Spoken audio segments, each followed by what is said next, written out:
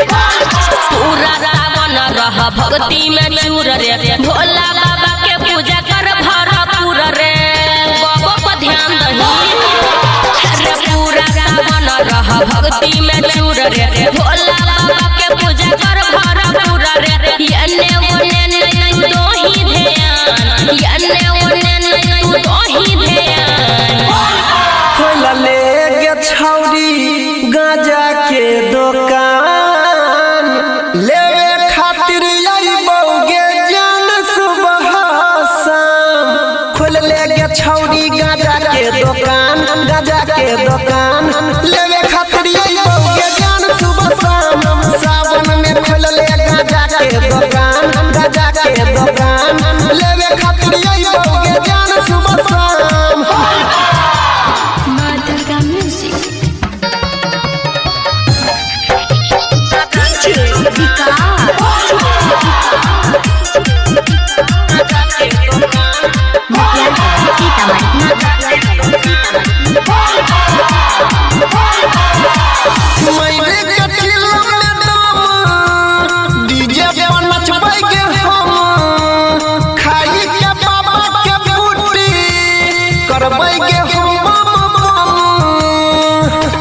ये जाना सुना घूमे जेबै देवघर में, भोला बाबा के नगर में।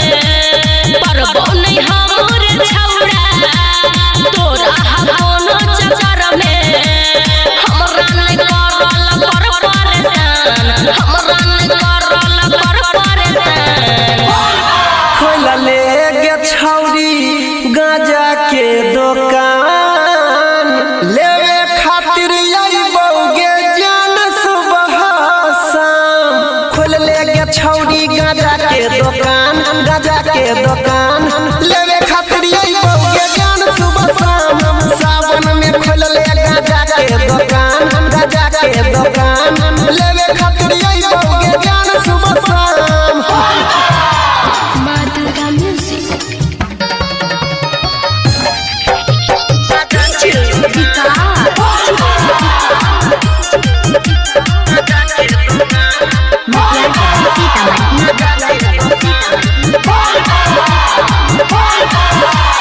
बतिया हमर कोई मान गे, हेतौ नहीं तोरा नुकसान गे।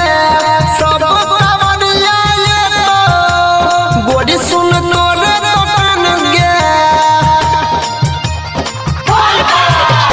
बाबा के महिमा छै भारी, जानै छै दुनिया सारी। भांग गजा सा होई छै, रंग बिरंग के बीमारी। सुमन सोना नहीं खोल जुबान, अनिल सनी बंद राख जुबान। खोल ले गे छौरी गांजा के दुकान, लेवे खातिर आई बौगे जान सुबह शाम। खोल ले गे छौरी गांजा के दुकान, गांजा के दुकान, लेवे खातिर आई बौगे जान सुबह शाम। सावन में खोल ले गांजा के दुकान, गांजा के दुकान, लेवे खातिर